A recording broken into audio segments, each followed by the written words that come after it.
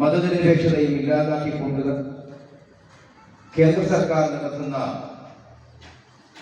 നടപടിയുടെ ഭാഗമാണ്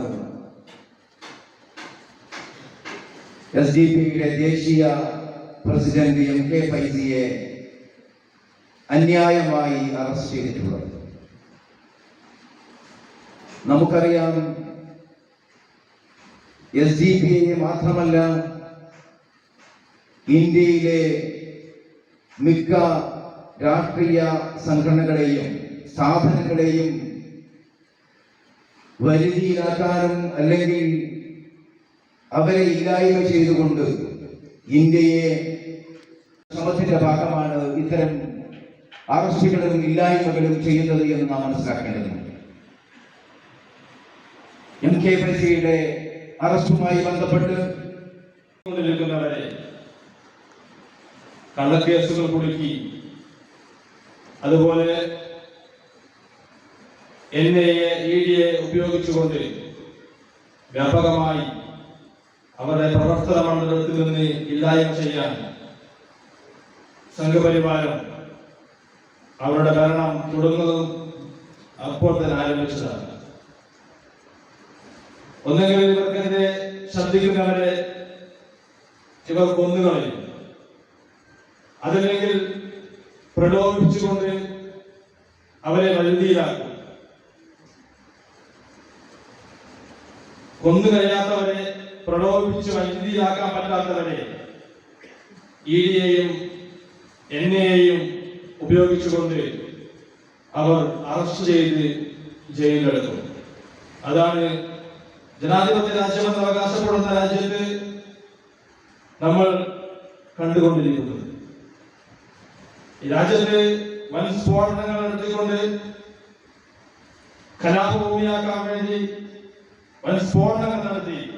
സംജോത എക്സ്പ്രസിലും മലകാവിലും സ്ഫോടനം നടത്തി. അതിൽ പ്രതിയാക്കപ്പെട്ട് ജയിലിൽ ചേർക്കപ്പെട്ടത് രാജ്യത്തിന്റെ പിന്നോക്ക ജനവിഭാഗങ്ങളായിരുന്നു.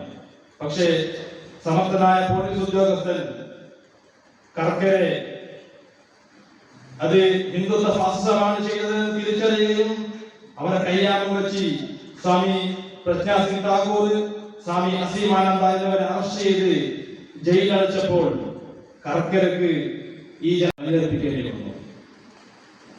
ഗുജറാത്തിൽ 2000-ഓളം മുസ്ലിങ്ങളെ വംശഹത്യ നടത്തിക്കൊണ്ട് അതിൽ നേതൃത്വം കൊടുത്തത് ഇന്ന് ഇന്ത്യയുടെ പ്രധാനമന്ത്രിയായ നരേന്ദ്രമോദിയും അമിത്ഷായുമാണെന്ന് വിളിച്ചു പറയുകയും കയ്യാമം വെക്കാൻ കുറ്റപത്രം സമർപ്പിച്ച സഞ്ജീവ് ഭട്ട് ഇന്ന് തലമുറയിലാണ്. പൻസാരയും കൽബുർഗിയും ഗൗരി ലങ്കേഷും സംഘപരിവാരത്തിന്റെ ക്രൂരതകൾ തുറന്നു കാട്ടിയപ്പോൾ അവരെ വെടിവെച്ചുകൊള്ളുന്ന അവസ്ഥയാണ് രാജ്യത്തിനെതിരെ ഉണ്ടായിട്ടുള്ളത്. അതുപോലെ തന്നെ ഫാസിസത്തിനെതിരെ സന്ധിയില്ലാത്ത പോരാട്ടം നടത്തിയ ഈ രാജ്യത്തിന്റെ ചരിത്രത്തിൽ തന്നെ സംഘപരിവാരത്തിനോട് ഭയപ്പെടുന്നത് പ്രഖ്യാപിച്ച നേതാക്കന്മാരെ അവർ തുറങ്കിലടിച്ചിരിക്കുകയാണ്. അവർ ഉപയോഗപ്പെടുത്തിയത് NIAയെയും അതുപോലെ തന്നെ EDയും എന്ന RSSന്റെ ചട്ടുകത്തെയാണ്. രാജ്യത്ത് NIAയും അതുപോലെ EDയും RSSന്റെ B ടീമായി പ്രവർത്തിച്ചു കൊണ്ടിരിക്കുമ്പോൾ ഇവിടെ ജനാധിപത്യമായ രീതിയിൽ ഇതിനെ പ്രതിരോധിക്കേണ്ട ബാധ്യത ഇന്ത്യൻ സമൂഹത്തിനാകെ ഉണ്ട് എന്നാണ് സോഷ്യൽ ഡെമോക്രാറ്റിക് പാർട്ടി ഓഫ് ഇന്ത്യക്ക്. അന്വേഷണ ഏജൻസികൾ ED ആവട്ടെ, ദേശീയ അന്വേഷണ ഏജൻസി ആവട്ടെ, CBI ആവട്ടെ, ഇത്തരം അന്വേഷണ ഏജൻസികളെ 2014 ശേഷം നരേന്ദ്രമോദി അധികാരത്തിൽ വന്നതിന് ശേഷം ഒരു ടൂളായിട്ട് ഉപയോഗിക്കുകയാണ്. അന്വേഷണ ഏജൻസികളെ ദുരുപയോഗം ചെയ്യുകയാണ് ചെയ്യുന്നത്. സാധാരണഗതിയിൽ നമ്മുടെ നാട്ടില് ഒരു കൊലപാതകം നടന്നാൽ പോലീസ് അന്വേഷണത്തിന് മുറവിളി കൂട്ടും. അത് ആളുകൾക്ക് തൃപ്തികരമായില്ലെങ്കിൽ ക്രൈംബ്രാഞ്ച് അന്വേഷണത്തിന് പറയും. അതും തൃപ്തികരമല്ലെങ്കിൽ പിന്നെ ആളുകൾ CBI അന്വേഷണം വേണമെന്ന് ആവശ്യപ്പെടും. വലിയ പ്രക്ഷോഭങ്ങൾ നടത്തും, കോടതി പോകും. ഇപ്പൊ ആളുകൾക്ക് CBI അന്വേഷണം വേണ്ടതില്ല. കാരണം കോടതികൾ തന്നെ CBI കൂട്ടുകടച്ച സത്തയാണെന്ന് പറയുമ്പോ, ദുരുപയോഗം ചെയ്യുന്ന ഏജൻസിയാണെന്ന് പറയുമ്പോ ആളുകൾക്ക് അന്വേഷണ ഏജൻസികളിലുള്ള വിശ്വാസമാണ് നഷ്ടപ്പെടുന്നത്. ജനാധിപത്യ മതേതര സോഷ്യലിസ്റ്റ് റിപ്പബ്ലിക്കായ ഇന്ത്യയിൽ ഈ ജനതയുടെ ഇന്ത്യൻ പൗരന്മാരുടെ വിശ്വാസം എന്നുള്ളത് മർമ്മപ്രധാനമാണ്. നമ്മൾ കഴിഞ്ഞ 7.5 പതിറ്റാണ്ടായി സ്വാതന്ത്ര്യത്തിന് ശേഷം ജനാധിപത്യത്തെ ആസ്വദിച്ച ഒരു ജനതയാണ്. ഇന്ദിരാഗാന്ധിയുടെ അടിയന്തരാവസ്ഥയെ മാറ്റി നിർത്തിയാൽ അങ്ങനെ ജനാധിപത്യത്തെ ആസ്വദിച്ച ജനത ആര് ഭരിച്ചാലും വോട്ട് ചെയ്തിട്ടുണ്ട്, വോട്ട് ചെയ്യാനുള്ള അവകാശമുണ്ട്. അപ്പൊ നമ്മുടെ പൗരൻ, ഒരു വോട്ടർ, ഇലക്ഷൻ കമ്മീഷൻ ഇന്ത്യ ഭരിക്കുന്നത് എന്ന തിരിച്ചറിവുള്ളവരാണ് ഞാൻ മനസ്സിലാക്കുന്നത് ഈ പരിപാടിയിൽ ഐക്യദാർഢ്യം പ്രകടിപ്പിക്കാൻ എത്തുന്നത് പോലും. ഇലക്ഷൻ കമ്മീഷനെ ദുരുപയോഗിക്കാൻ തുടങ്ങിയിരിക്കുന്നു. പോൾ ചെയ്ത വോട്ടിനേക്കാൾ ലക്ഷക്കണക്കിന് വോട്ട് അധികം എണ്ണുമ്പോ കൗണ്ടിങ്ങിന്റെ സമയത്ത് വോട്ടിംഗ് യന്ത്രത്തിൽ തെളിയുകയാണ്. മഹാരാഷ്ട്ര തെരഞ്ഞെടുപ്പ് അതാണ് നമ്മോട് വിളിച്ചു പറയുന്നത്. മണ്ഡല പുനർനിർണയത്തിലേക്ക് കിടക്കുകയാണ്, സംവരണ മണ്ഡലങ്ങളാക്കുന്നതിലേക്ക് കിടക്കുകയാണ്. തെരഞ്ഞെടുപ്പ് കമ്മീഷനെ പോലും ദുരുപയോഗം ചെയ്തുകൊണ്ട് പതിറ്റാണ്ടുകളോളം ഈ രാജ്യഭരണം നിലനിർത്താൻ കഴിയും എന്നാണ് നരേന്ദ്രമോദിയുടെ നേതൃത്വത്തിലുള്ള ഫാസിസ്റ്റ് സർക്കാർ കരുതുന്നത്. Social democratic party of India 17 വർഷക്കാലത്തെ രാഷ്ട്രീയ ചരിത്രമാണ് നമുക്ക് പറയാനുള്ളത്. 2009 ജൂൺ 21 പറഞ്ഞ ഒരു രാഷ്ട്രീയ പ്രസ്ഥാനം രാജ്യത്തിലെ മഹാഭൂരിപക്ഷ സംസ്ഥാനങ്ങളിലും പ്രവർത്തിക്കുന്നുണ്ട്. ലോകസഭാ തെരഞ്ഞെടുപ്പിലും നിയമസഭാ തെരഞ്ഞെടുപ്പുകളിലൊക്കെ മത്സരിച്ചിട്ടുണ്ട്. നമ്മൾ സാധാരണ പ്രവർത്തിക്കുന്നത് ജനങ്ങളിൽ നിന്ന് പണം പിരിച്ചും കേഡർമാരുടെ വാർഷിക പരിസംഖ്യമാണ്. കഴിഞ്ഞ ഡിസംബറിലാണ് നമ്മൾ പ്രവർത്തന ഫണ്ട് ജനങ്ങളിൽ നിന്ന് സ്വീകരിച്ചത്. ഇപ്പോഴും നമുക്ക് തെരുവുകളിൽ കാണാൻ കഴിയും SDPയുടെ പ്രവർത്തന ഫണ്ടിന്റെ വലിയ പോസ്റ്ററുകൾ ഇപ്പോഴും കാണാൻ കഴിയും.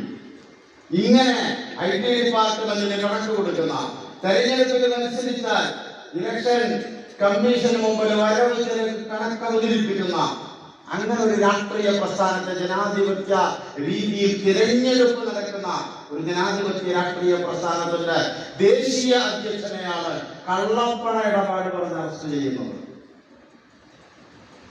നിങ്ങൾക്കെല്ലാവർക്കും കഴിഞ്ഞ 17 വർഷക്കാലം കേരളത്തിന്റെ, ഇന്ത്യയുടെ ചരിത്രത്തിൽ എവിടെയാണ് എന്ന് രാജ്യത്ത് പത്രം വായിക്കുന്ന, ചാനലുകൾ കാണുന്ന, സാമൂഹ്യ മാധ്യമങ്ങൾ നിരീക്ഷിക്കുന്ന ആളുകൾക്ക് അറിയാൻ കഴിയും.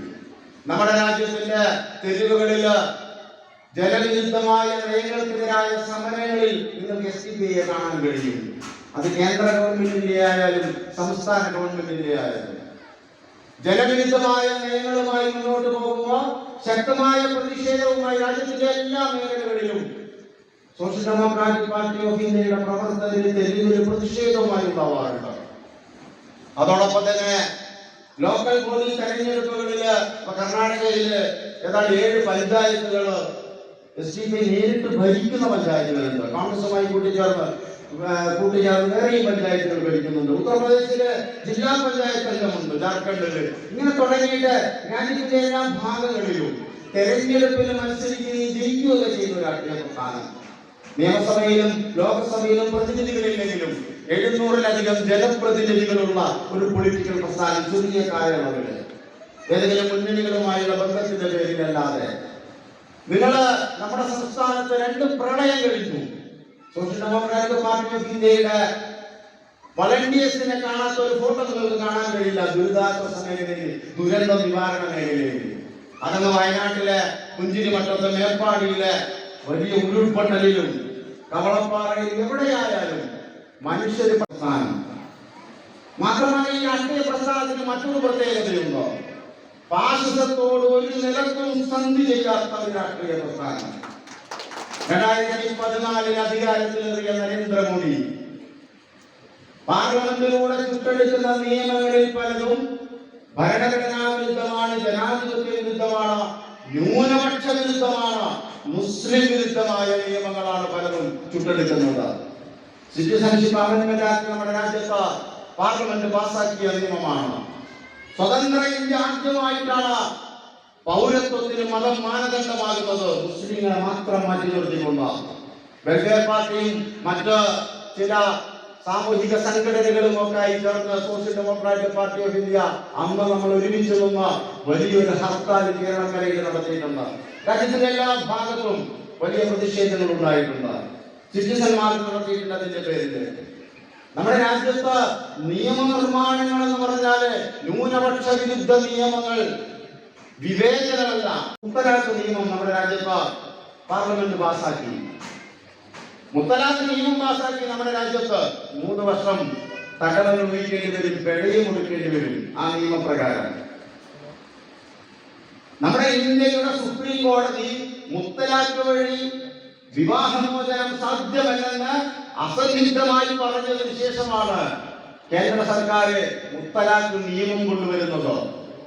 ഒരു സിവിൽ കരാറിന്, ഒരു വിവാഹ ബന്ധത്തെ അത് വിച്ഛേദിക്കുന്നത് ഒരു ക്രിമിനൽ കുറ്റമായിട്ട് രാജ്യത്ത് മുസ്ലിങ്ങൾക്കല്ലാതെ മറ്റൊരാൾക്കുമില്ല. വിവേചന ഭീകരതയാണ്. ഹിന്ദുവോ ക്രിസ്ത്യാനിയോ ബുദ്ധനോ ജൈനനോ പാഴ്സിയോ ആരെങ്കിലും ആവട്ടെ, അവർക്കൊന്നും ബാധകമല്ല ആ നിയമം. അത് രാജ്യത്തെ മുസ്ലിങ്ങളെ മാത്രം ബാധിക്കുന്ന വിവേചന ഭീകരതയാണ് കേന്ദ്ര സർക്കാർ നടപ്പിലാക്കിയത്. ഹിന്ദു മുസൽമാനും ക്രിസ്ത്യാനിയും നിന്റെ തന്നുടെ മക്കളെ നോക്കിടണം. എന്തിനാണ് യുദ്ധ കോലാഹലം? നമ്മളൊന്നിച്ചു കൈകളെ കോർത്തിടണം.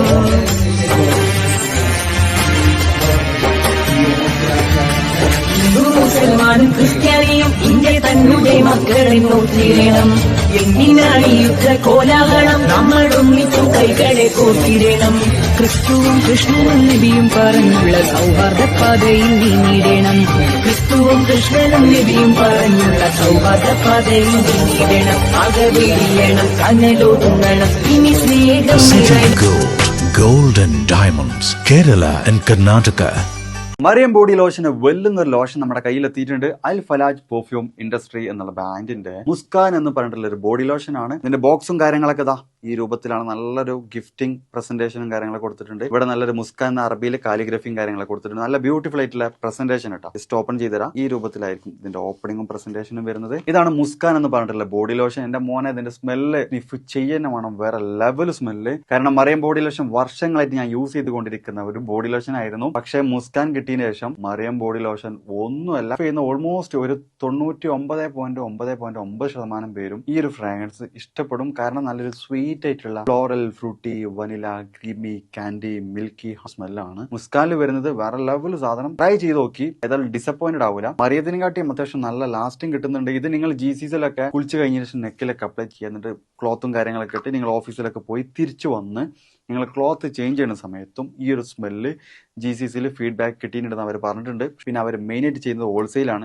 ആർക്കെങ്കിലും ബൾക്കായിട്ട് ഹോൾസെയിൽ വേണമെന്നുണ്ടെങ്കിൽ താഴെ കൊടുത്ത് നമ്മളെ കോൺടാക്ട് ചെയ്തോളി. അവർ കാര്യങ്ങളൊക്കെ അറേഞ്ച് ചെയ്യും. ഇനി നാട്ടിലോട്ട് ആർക്കെങ്കിലും ഹോൾസെയിലായിട്ട് വേണമെന്നുണ്ടെങ്കിൽ അതിനെ അവരെ കോൺടാക്ട് ചെയ്തോളി. പിന്നെ പെർഫ്യൂമൊക്കെ ആർക്കെങ്കിലും മാനുഫാക്ചർ ചെയ്യണമെന്നുണ്ടെങ്കിൽ, അതുപോലെ പ്രൈവറ്റ് ലാബിലും കാര്യങ്ങളൊക്കെ ചെയ്യണമെന്നുണ്ടെങ്കിൽ ഇവരെ കോൺടാക്ട് ചെയ്യുക. ഏതായാലും താഴെ ഡിസ്ക്രിപ്ഷനിൽ അവരുടെ കംപ്ലീറ്റ് ഡീറ്റെയിൽസ് ഞാൻ കൊടുക്കുന്നുണ്ട്. ഈ സാധനം നിങ്ങൾ ഓർഡർ ചെയ്തോളി. ഓൾ ഓവർ UAE അവരുടെ ഡെലിവറിയും കാര്യങ്ങളൊക്കെ ചെയ്തിടും. 550D ക്വാളിറ്റി TMT സ്റ്റീൽ ബാറായ മിനാർ TMT സ്റ്റീൽ ബാർ ഉപയോഗിച്ചാൽ പിന്നെ ഏത് ആകാശം മുട്ടുന്ന ബിൽഡിംഗും കരുത്തോടെ കാലങ്ങളോളം നിലനിൽക്കും. വിശ്വാസത്തിന്റെ കാതൽ, കരുത്തിന്റെ കാവൽ. Minar TMT ടെംകോർ FE 550D steel bar.